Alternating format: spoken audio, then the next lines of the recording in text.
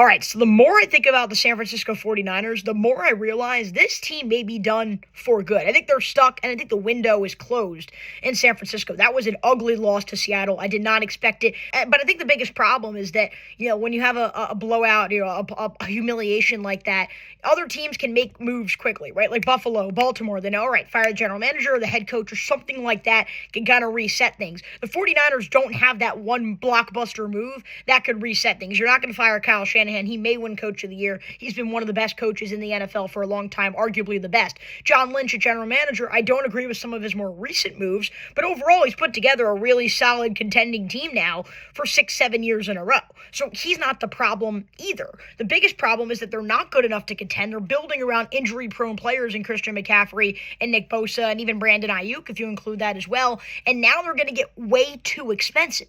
It's not that you can't win a Super Bowl with Brock Purdy. He's certainly not an elite quarterback. I have him fringe top 10, top 15 in the league. You still can win when you're able to put a team around him like we saw in 2023. But now that he's going to be on a $55 million annual salary, it's hard to build around a $55 million per year quarterback when he's not transcendent.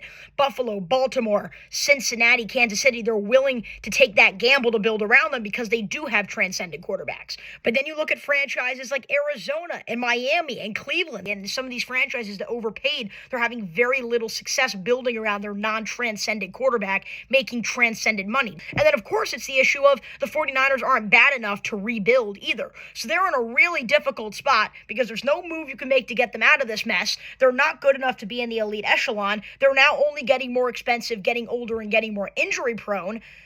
I don't see where the 49ers go from here. I think it's going to be a really, really tough road ahead, and I don't know if San Francisco is going to be in a contending stage this time next year.